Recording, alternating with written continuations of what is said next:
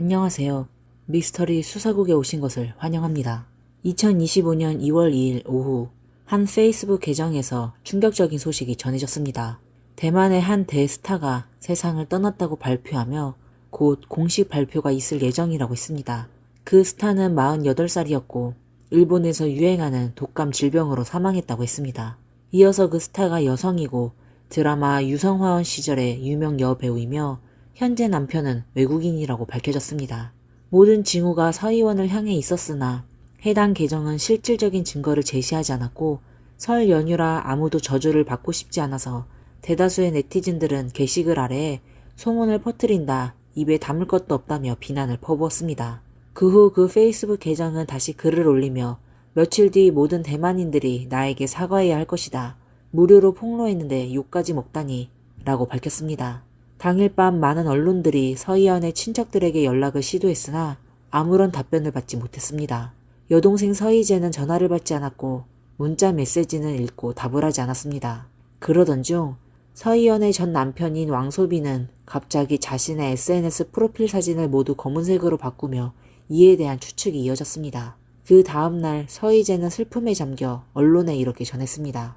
설 연휴 동안 우리 가족은 일본으로 여행을 왔고 저의 가장 친하고 선한 언니인 희연은 유행성 독감으로 인한 폐렴 합병증으로 우리 곁을 떠났습니다. 이 생에 그녀의 여동생이 되어 서로를 돌보며 함께할 수 있었던 것을 감사하게 생각하며 언니를 영원히 감사하고 그리워할 것입니다. 산, 그 길을 잘 가, 영원히 사랑해, 함께 기억하자. 이어서 서희연의 은사인 왕이충은 서희연의 어머니를 대신해 성명을 발표하며 모두의 관심에 감사드리며 서씨 가족은 지금 너무나 슬픔에 잠겨 있어 각계의 전화에 응답할 수 없고 과정에 대해서도 일일이 설명할 수 없음을 양해 부탁드립니다. 시간을 주세요. 라고 전했습니다. 서희연의 남편 구준엽은 한국 언론에 아내의 별세 소식을 비통하게 알리며 이는 가짜뉴스가 아니라고 전했습니다. 언론이 괜찮으세요? 라고 묻자 그는 떨리는 목소리로 괜찮지 않아요. 라고 답했습니다. 이때 대다수 팬들은 서희원이 정말로 세상을 떠났다는 현실을 받아들일 수밖에 없었습니다. 유성하원에서 너희 눈에는 나는 잡초일지 모르지만 나는 너희가 절대 없앨 수 없는 산채라고 말했던 그 사람. 서희원은 48살의 나이에 우리 곁을 떠났습니다. 서희원은 왜 이렇게 갑자기 세상을 떠났을까요? 왜 서희원은 자신을 소진했다고 말하는 사람들이 있을까요? 오늘은 서희원의 삶에 대해 이야기해보겠습니다. 영상 후반부에서는 서희원의 인생을 정확하게 예언했던 명리학자들에 대해 살펴볼 예정입니다. 지금 다시 돌아보니 서희원의 삶에는 수많은 예언이 맞아떨어졌습니다. 궁금하신 분들은 꼭 끝까지 시청해 주시길 바랍니다. 2025년 1월 29일 서희원은 가족과 함께 일본으로 여행을 떠났고 그날 밤에는 하코네에서 온천을 즐겼습니다. 보도에 따르면 서희원은 출발 당일 이미 기침과 천식 증세를 보였고 그래서 30일과 31일 이틀 동안은 방에서 휴식을 취하며 외출하지 않았습니다. 하지만 1월 31일 밤 그녀의 상태는 급격히 악화되었고 구급차를 불러 응급실로 이송되었습니다. 그러나 병원은 별도의 입원 치료 없이 서희원을 다시 숙소로 보냈습니다. 2월 1일 가이드의 안내로 서희원 가족은 도쿄로 가서 작은 병원에서 검사 후 큰 병원으로 옮겨졌고 그곳에서 A형 독감으로 진단을 받았습니다. 그러나 도쿄의 병원에서도 입원 치료는 하지 않고 약만 처방하여 서희원에게 돌아가 복용하라고 했습니다. 2월 1일 그날 밤 서희재는 어머니와 함께 호텔 스위트룸에서 즐겁게 춤추는 영상을 공유했으며 그때 서희재의 눈에는 언니가 단순히 감기에 걸린 것처럼 보였을지도 모릅니다. 2월 2일 새벽 서희원의 병세는 계속 악화되어 구급차를 불러 다시 병원으로 이송되었습니다. 이번에는 몇 시간의 응급처치 후 오전 7시에 사망했다고 보도되었습니다. 처음에는 서희원의 사망 원인이 독감으로 인한 폐렴이라고 전해졌으나 나중에 폐혈증으로 정정되었으며 서희원의 다발성 장기 부전을 일으켜 단기간에 사망에 이르게 했다고 밝혀졌습니다. 대만 독감 전문가인 이미무는 폐 감염이나 장 감염이 폐혈증을 유발할 수 있으며 세균이 독소를 분비하여 혈관을 확장시킬 수 있다고 했습니다. 폐혈증의 가장 특징적인 증상은 발열, 전신의 붉어짐, 혈압 강하이며 제때 처리하지 않으면 폐혈성 쇼크와 다발성 장기 부전을 일으킬 수 있고 사망률이 매우 높다고 설명했습니다. 서희원의 사망 소식이 발표된 후 일부 네티즌들은 서희재에게 거센 비난을 쏟아냈습니다. 그 이유는 서희재가 2월 1일에 어머니와 함께 춤추는 영상을 올린 것이 언니의 병세에는 전혀 신경 쓰지 않는 것처럼 보였기 때문입니다. 하지만 두 자매의 깊은 우애는 팬들 모두가 잘 알고 있는 사실입니다. 당시 서희재는 아마도 언니의 감기 정도는 큰 문제가 아니라고 생각했을지도 모릅니다. 그러나 거울 주간의 보도에 따르면 서희원이 마지막으로 응급치료를 받은 후 서희재는 한순간도 병원을 떠나지 않고 언니 곁을 지켰다고 합니다. 의사가 응급처치가 소용없었다고 발표하자 서희재는 병원에서 무너져 울며 쓰러졌습니다. 예전에 서희원은 한 프로그램에서 동생과 함께 특별한 약속을 했다고 밝혔습니다. 바로 그녀의 인생 마지막 순간에 서희재는 꼭 그 자리에 있어야 하고 언니의 마지막 몇 분을 어떻게 보냈는지 알아야 한다는 것이었습니다. 2015년 서희재는 강희가 왔다에 출연해 임신 중의 이야기를 나누었습니다.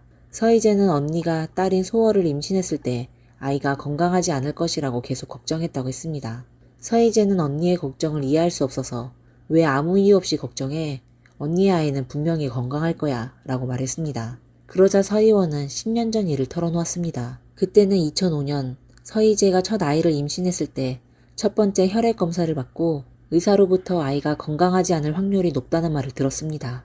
서희원은 심란한 마음에 기도하며 제발 제 동생에게 건강한 아이를 주세요.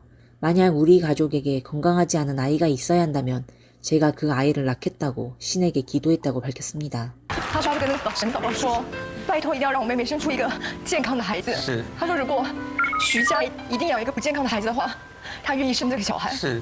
또 한 번 서희재는 프로그램에서 서희원에게 이렇게 말했습니다. 언니, 내가 왜 매번 우는 연기를 할 때마다 언니에게 전화하는 줄 알아? 왜냐하면 나는 세상에서 내가 가장 소중하고 사랑하는 사람이 바로 언니라는 걸 깨달았거든. 나는 이제 남편도 있고 아이도 있지만 언니는 여전히 나를 특별하게 아프게 해. 정말 너무 사랑해. 우리는 아마 전생에 연인이었거나 부부였던 게 아닐까 싶어. 그렇지 않으면 왜 이렇게 우리의 사랑이 깊을 수 있었을까? 所以我是一个让你担心的人。你让我担心是因为你很喜欢装坚强，但是我真的很爱你。我怀疑我们俩前世是情人或是夫妻。 서희원이 마지막으로 대중 앞에 모습을 나타낸 것은 2025년 1월 25일이었고 그녀는 남편 구준엽과 함께 제작자 왕이충의 딸의 귀경 혼례에 참석했습니다. 언론 보도에 따르면 그때 서희원은 얼굴이 붉고 건강해 보였다고 전했습니다.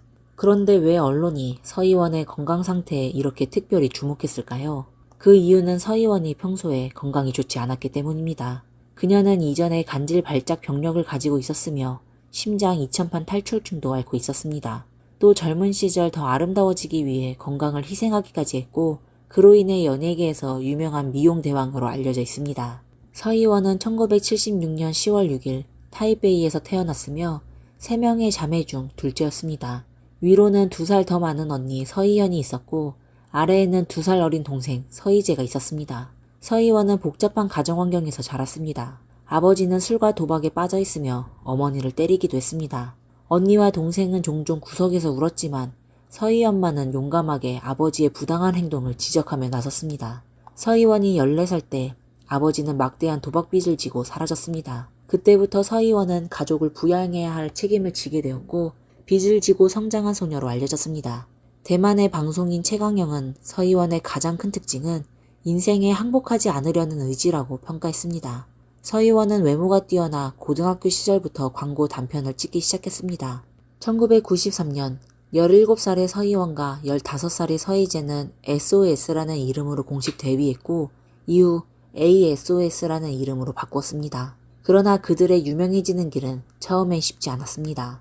1994년 그들이 발표한 첫 번째 음악 앨범 젊은 세대 항복은 큰 방향을 일으키지 못했습니다. 그러나 1996년 첫 번째 기회가 찾아왔습니다.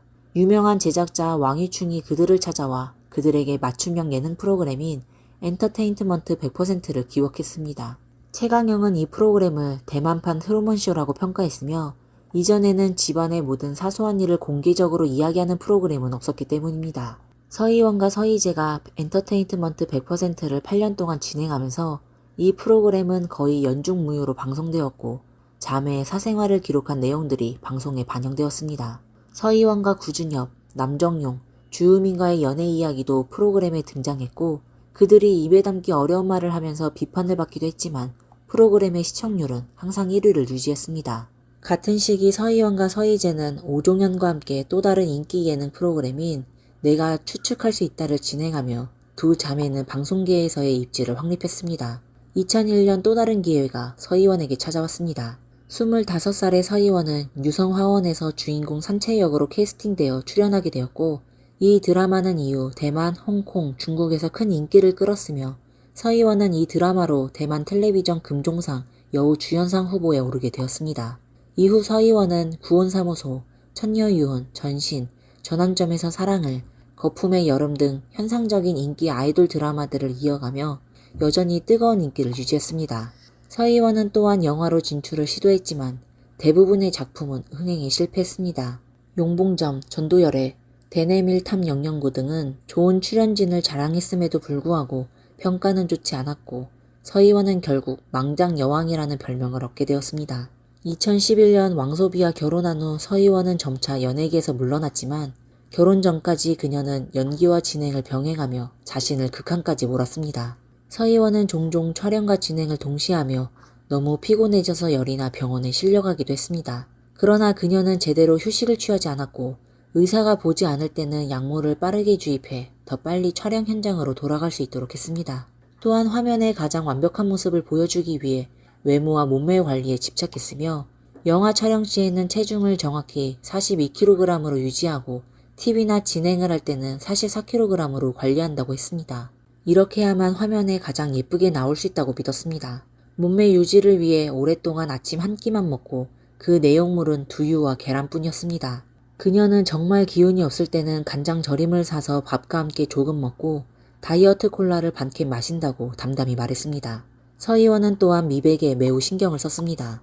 그녀의 친구인 오페자가 피부가 까맣다고 말한 후 항응고제를 먹으면서까지 피부를 하얗게 만들려고 했습니다. 그로 인한 부작용으로 작은 부딪힘에도 몸엔 멍이 쉽게 들었습니다. 젊었을 때 서희원은 허리까지 내려오는 검은 직모를 가지고 있었고 그녀는 자신의 머리카락을 매우 아꼈습니다.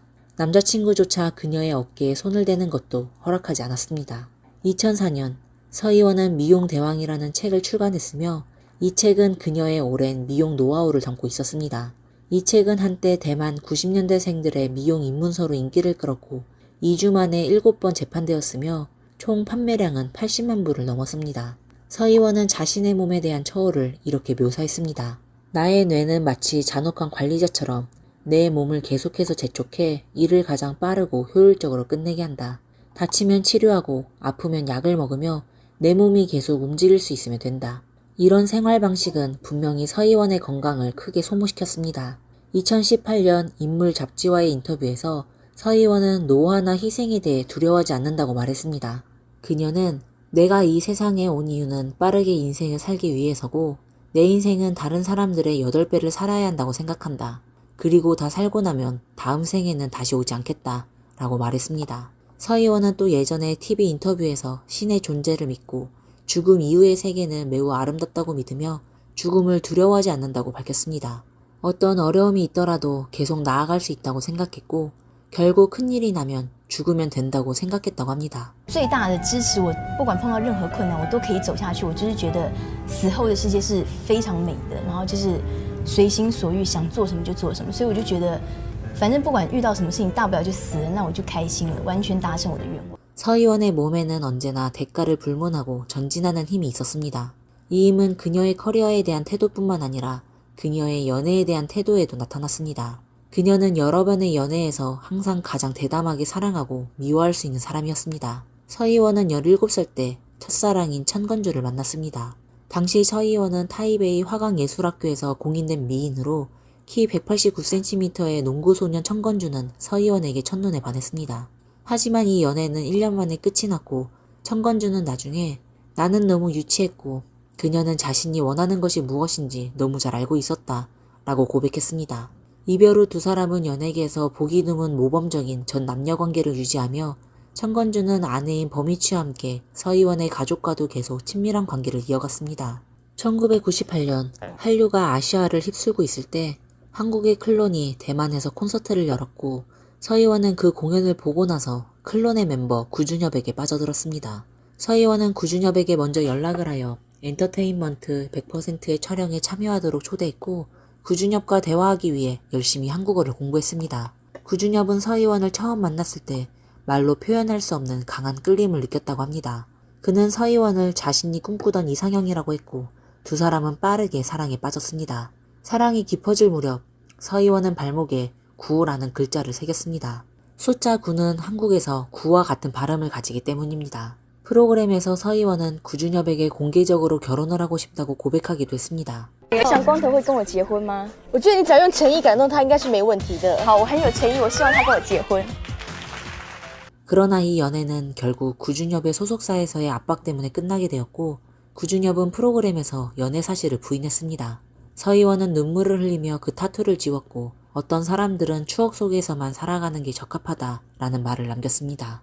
그러나 아무도 예상하지 못한 일이 일어났고 24년 후 두 사람은 다시 인연을 이어가게 되었습니다. 그 후 서희원은 남정용과 5년간 연애를 했으며 이별 후에는 주유민과 연애를 시작해 2009년까지 연인 관계를 유지했습니다. 이후 서희원은 루이 유학 프로그램에서 가장 부드러운 목소리로 강력한 말을 했습니다. 내 감정은 뜨겁고 격렬하지만 끝낼 때도 단호하게 끝낸다. 만약 나의 이성이 그 사람이 나와 맞지 않는다고 말하면 나는 더 이상 끌지 않는다.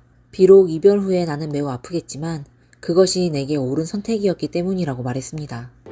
我的感情轰轰烈烈，可是我结束的也是斩钉截铁，然后连我自己是很痛苦，觉得我怎么会那么有种做出这种决定，但是我还是会用理智来面对我的人生跟感情。 2010년 서희원은 왕소비를 만났고 두 사람은 20일 정도의 짧은 시간 동안 서로를 알게 되었고 네 번째 만남에서 왕소비는 서희원에게 결혼 약속을 제안했고 서희원은 이를 기꺼이 받아들였습니다.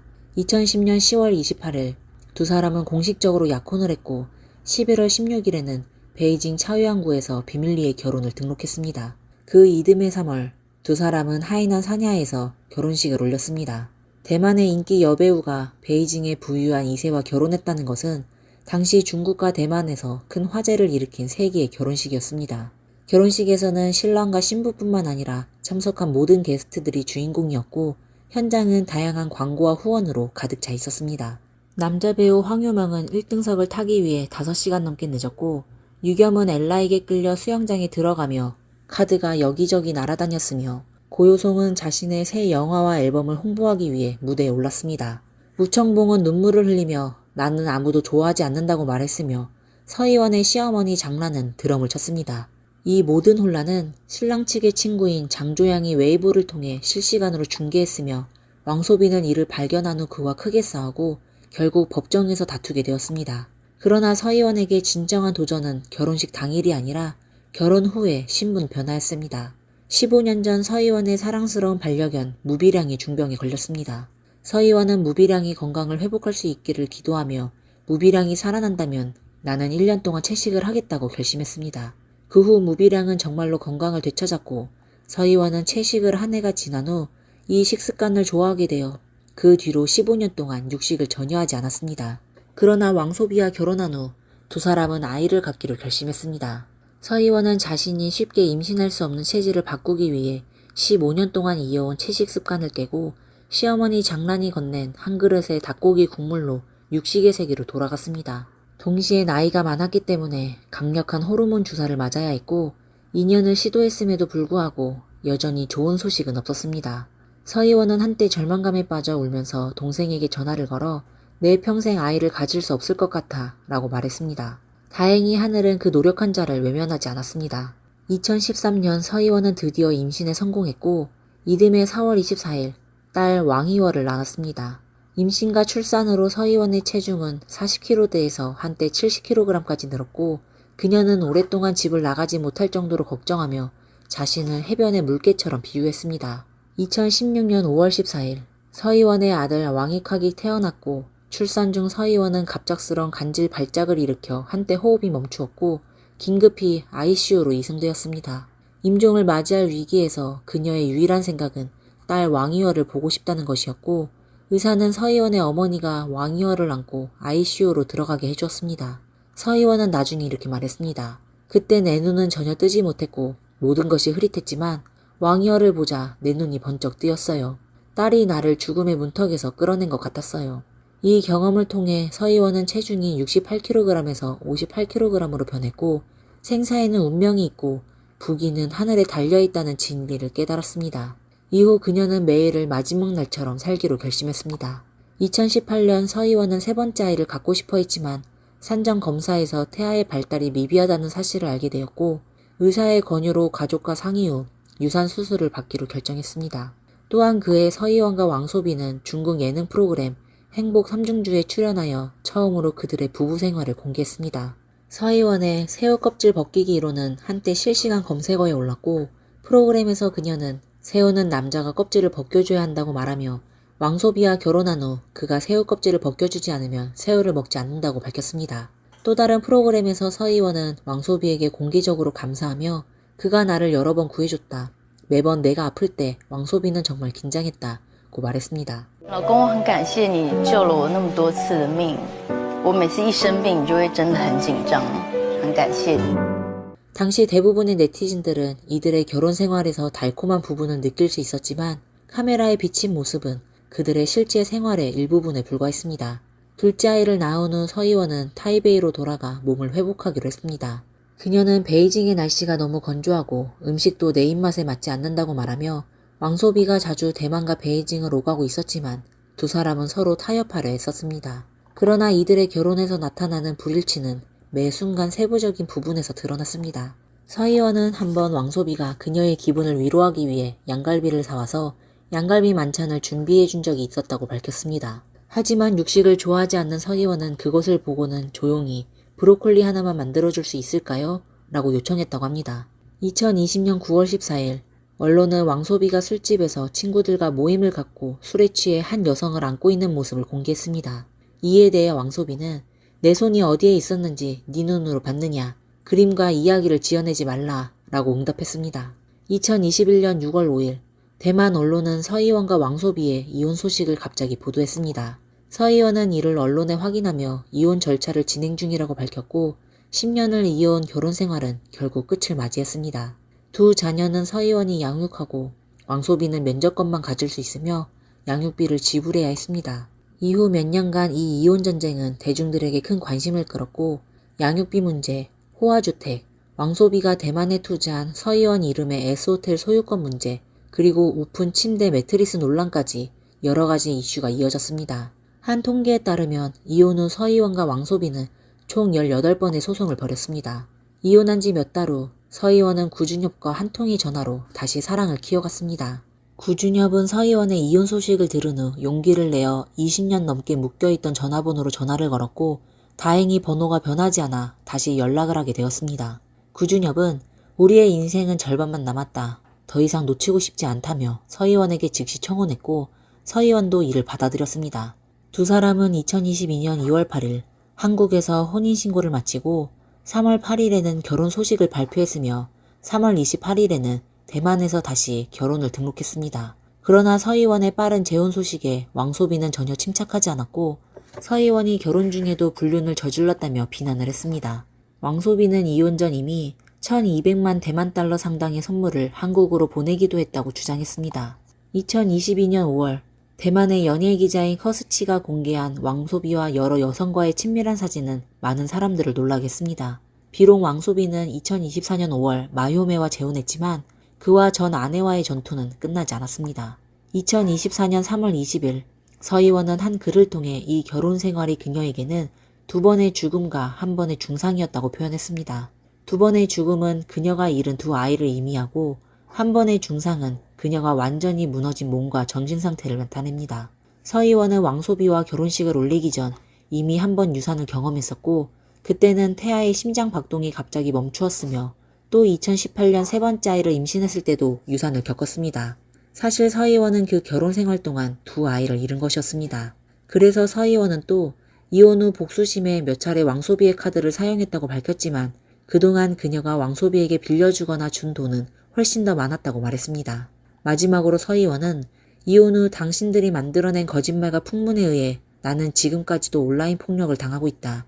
그런데 당신이 이렇게 많은 고난의 장애물을 만들어준 것에 감사한다. 이제부터 당신들이 만든 모든 비방은 더 이상 대응하지 않고 법과 사법에 맡길 것이다. 이 순간부터 당신은 거울 속 꽃과 같고 나는 꽃길만 걷겠다 라고 전했습니다. 그때는 아무도 예상하지 못했을 것입니다. 몇 달 후 서 의원은 특별한 방식으로 모든 논란의 종지부를 찍을 거라는 사실을요. 서 의원의 갑작스러운 사망은 많은 네티즌들에게 의문을 불러일으켰습니다. 일본은 선진국으로 알려져 있으며 의료 수준이 매우 높은 것으로 평가되지만 왜 서 의원의 생명은 결국 지켜지지 않았을까요?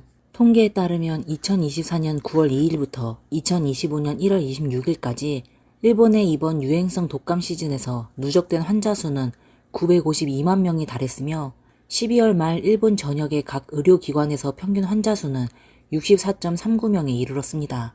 이는 경고 수준인 30명을 훨씬 초과한 수치로 일본의 의료 시스템이 극도의 압박을 받고 있음을 시사합니다. 이로 인해 일본에 거주하는 여러 해외 블로거들은 최근 일본 방문을 자제할 것을 권고하며 일본의 유행성 독감 상황이 매우 심각하다고 전했습니다. 各位宝宝最近真的能别来日本就别来日本，日本流感真的是太严重了。日本最近流感大爆发，今年是日本10年内流感最严重的一年。 중일 친선병원의 부원장인 조비는 서 의원이 일본에 도착한 1월 29일에 이미 독감 증세를 보였으며 48시간 이내 항바이러스 약물을 복용해야 했다고 말했습니다. 그러나 서 의원은 2월 1일에야 독감 진단을 받았고 이는 명백히 치료의 최적 시점을 놓친 것으로 평가되었습니다. 서 의원이 제때 입원하지 않은 상황에 대해 일본에서 활동 중인 흉부내과 의사인 서리 양은 일본의 의료 시스템이 대만과는 명확한 차이를 보인다고 설명했습니다.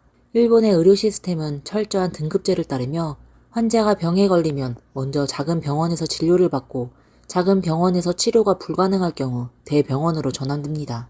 이런 등급제는 많은 선진국에서 채택하고 있는 시스템으로 의료 자원을 중증 환자에게 집중할 수 있도록 하여 시스템을 효율적으로 운영할 수 있게 합니다.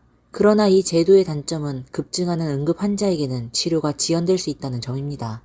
또한 하코네나 홋카이도와 같은 지방 지역 병원은 응급 서비스가 부족하고 중환자실이 없는 경우도 많아 치료의 속도와 범위가 제한될 수 있습니다. 또 일본 의사들의 영어 능력이 부족한 경우가 많아 외국인 환자와의 의사소통이 어렵고 이로 인해 진단과 치료 결정에 영향을 미칠 수 있다는 점도 문제로 지적되고 있습니다. 2월 4일 한 네티즌이 1월 29일에 찍힌 것으로 추정되는 서 의원의 사진을 공개했습니다. 사진 속에서 서 의원은 남편 구준엽의 품에 기대어 있었고 표정은 고통스러워 보입니다. 만약 이 사진이 1월 29일에 찍힌 것이 사실이라면 그 당시 서 의원의 상태는 이미 매우 심각했을 것으로 보이며 가족들은 병세를 더 심각하게 받아들여야 했을 것입니다. 사건이 발생한 후 많은 네티즌들이 서 의원의 가족을 비판하며 서 의원의 건강 상태를 제대로 돌보지 않았다고 주장했으며 서 의원의 사망 원인에 대한 음모론도 제기되었습니다. 이에 대해 우리는 어떠한 평가도 하지 않겠습니다. 결국 돌아온 시간은 없으며 서 의원의 가족은 지금 가장 큰 고통과 자책을 겪고 있을 것입니다. 온라인 폭력과 비난은 과거를 되돌릴 수 없고 아무것도 바꿀 수 없습니다. 살아있는 사람들은 계속 앞으로 나아가야 합니다.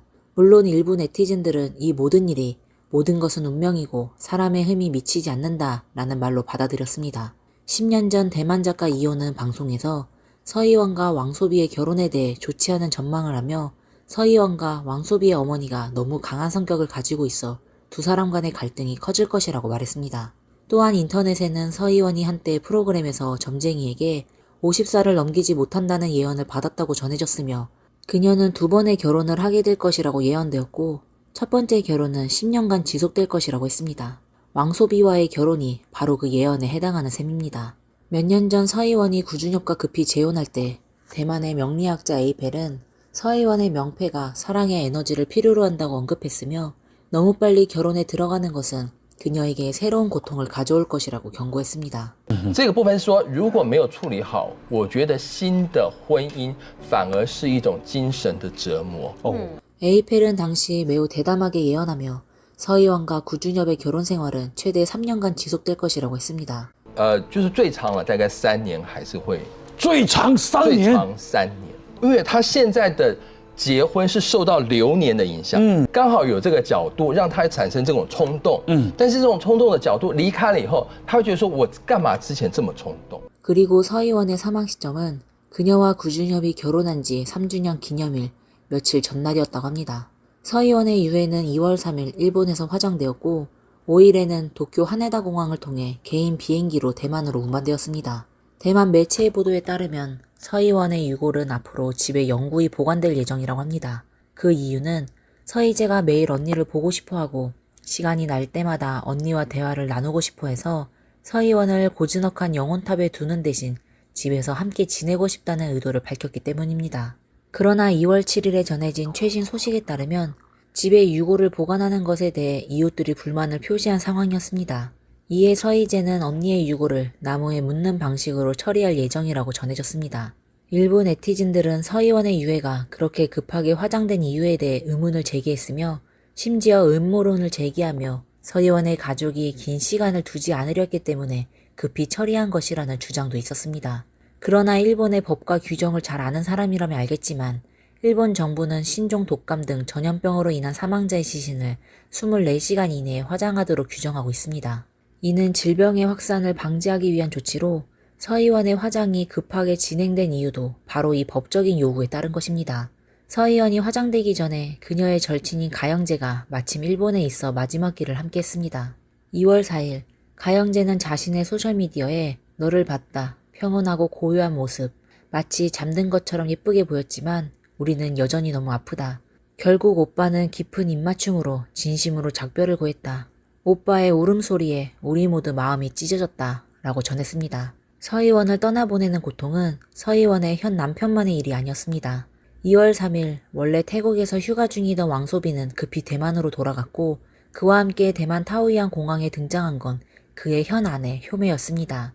미디어에 비친 왕소빈은 얼굴이 피곤하고 눈은 붉어져 있었으며 기자들에게 깊이 고개를 숙이며 서희원에 대해 좋은 말을 해달라고 부탁했습니다.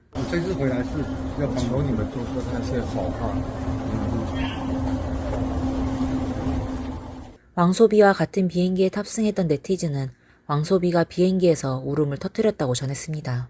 그 후 온라인에서는 장란의 2월 1일 라이브 방송 장면이 퍼졌습니다. 방송 중 장란이 말을 하던 중 왕소비가 갑자기 문을 열고 들어오며 너무 화가 나. 희연이가 지금 응급처치 중이잖아. 라고 말하는 장면이 전해졌습니다. 哟，帅哥来了。来了。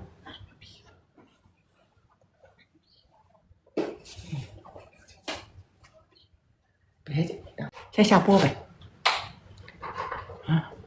2월 4일 왕소비는 서희원과 함께 출연했던 예능 프로그램 행복 3중주의 영상 아래 아내 너무 보고 싶어 라고 댓글을 남겼고 이를 곧바로 삭제한 후 정말 보고 싶어로 수정했으며 떠난 사람은 내가 되어야 했다 라고 했습니다. 이에 대해 일부 네티즌들은 지금 와서 하는 감정 표현은 너무 늦었다며 비판했고 또 다른 네티즌은 너 지금 아내가 있는 사람이잖아. 이 말을 어디에다 하는 거냐? 라고 지적했습니다. 물론 왕소비를 지지하는 사람들도 있었는데 그들은 왕소비가 감정 기복이 크지만 서희원이 아플 때마다 정말 걱정하며 가장 서희원의 몸 상태를 잘 아는 사람이라는 입장을 밝혔습니다. 하지만 이 모든 감정적인 얽힘보다 더 마음 아픈 것은 서희원이 남긴 두 자녀였습니다. 인터넷에서는 서희원이 건강이 좋지 않아 일찍 유언장을 작성했으며 모든 유산은 어머니와 두 자녀에게 남긴 것으로 전해졌습니다. 그러나 이 정보가 정확한지에 대한 여부는 추가적인 정보가 공개될 때까지 기다려야 할 상황입니다. 두 자녀의 양육권과 친권에 대해서는 대만의 유명한 변호사 여추원이 법적으로는 왕소비가 양육권을 가질 것이라고 밝혔습니다. 변호사는 법에 따르면 양육권을 행사하는 사람이 사망하면 자녀의 양육권은 자동으로 생존한 사람에게 넘어가며 왕소비가 두 자녀를 데려가려면 법적으로 문제가 없다라고 설명했습니다. 서희원이 재혼했음에도 불구하고 구준엽이 이들 자녀를 입양하지 않았기 때문에 두 자녀는 법적으로 구준엽과는 단지 인척관계에 불과하다고 덧붙였습니다. 원래 서희원과 왕소비는 2월 27일에 750만 대만 달러의 미지급 양육비에 대해 법적 공방을 벌일 예정이었고 일부 언론은 구준엽이 서희원을 대신해 왕소비와의 법적 싸움을 계속할 가능성도 있다고 보도했습니다. 그러나 이 정보의 진위도 아직 확인되지 않았습니다. 2월 6일 저녁 아내를 잃은 비통함에 잠겨있던 구준엽은 처음으로 목소리를 냈습니다. 그는 인스타그램에 중국어와 한국어로 된 긴 글을 게시하며 서희원의 유산에 대한 입장을 밝혔습니다. 구준엽은 모든 권리를 서희원의 어머니에게 넘길 것이라고 말했으며 일부 사람들을 비판하면서 그들이 마치 악마처럼 행동하고 있다고 언급했습니다. 그는 또 서희원에게 대량의 보험을 가입하게 했다는 허위 뉴스에 대해 강하게 부인하며 비가 오는 날 길거리를 떠도는 사람들에 대한 비판도 있었습니다. 여기서 말하는 비가 오는 날 떠도는 사람들은 왕소비를 지칭하는 것으로 보입니다. 구준엽은 또한 서희원과 함께한 시간은 그 어떤 것으로도 대체할 수 없는 가장 소중한 선물이라며 서희원이 가장 사랑하는 사람들을 보호하는 것이 내가 해야 할 마지막 일이라고 말했습니다. 서희원의 유골이 대만으로 돌아온 후 하소건이라는 이름의 블로거가 영상을 게시하며 유골을 운반한 비행기가 왕소비의 소유라고 주장했습니다. 那此次包机呢，是汪小菲主动联系解决的。以汪小菲的性格，他是不允许大 S 的骨灰像行李一样被拉回来。 이에 서희재는 매니저를 통해 공식적으로 반박하며 언니의 장례식과 관련된 모든 사항, 포함해 비행기 예약 등은 모두 서희 가족이 담당했다. 왜 왕소비가 비행기를 타고 운반했다는 거짓말이 나오는지 이해할 수 없다 라고 밝혔습니다. 이어 서희재는 언니가 하늘에 있는 지금 이런 참을 수 없는 거짓말이 계속 나오는 이유는 무엇인가 라고 말하며 강하게 비판했습니다. 그 후 개인 비행기 회사는 성명을 발표하며 모든 비용은 서희재가 지불했다고 해명했습니다. 왕소비가 유골을 운반했다는 주장을 한 블로거 하소건은 장난가 왕소비와 자주 소통하는 인물로 알려져 있으며 자신이 장난의 양아들이라고 주장했습니다. 현재 그의 계정은 차단되어 있습니다. 또한 2월 8일에는 장난가 왕소비의 틱톡 계정도 무기한 차단되었습니다. 같은 날 서희원의 매니저는 5가지의 유언비어를 정정했습니다. 첫째, 왕소비가 서희원을 위해 4,600만 위안, 약 91억 원의 생명보험을 들었다는 것은 거짓말이다. 둘째, 서희재가 언니의 임종을 축하하며 노래하고 춤을 추었다는 것은 거짓말이다. 셋째, 서희재가 언니의 유골을 집에 보관하려는 이유는 전 남편에게 계속 집값을 내게 하려고 했다는 것도 거짓말이다. 넷째, 왕소비가 유골을 대만으로 운반했다는 것도 거짓말이며 사실은 왕소비가 언론을 피해 운전기사에게 미리 내려달라고 요청하고 비에 젖으며 30분간 걷기만 했다는 것이다.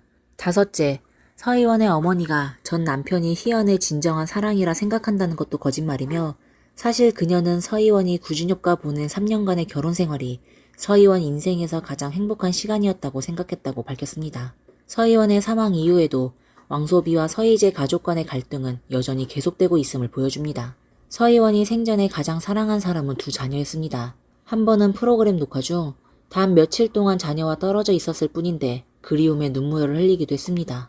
그녀는 예능 프로그램 엄마가 된 후에서 예전에는 아름다워지기 위해 했던 모든 노력과 변화들을 이제는 아이들을 위해 100배도 할 수 있다라고 말하며 아이들에 대한 사랑과 헌신을 표현했습니다.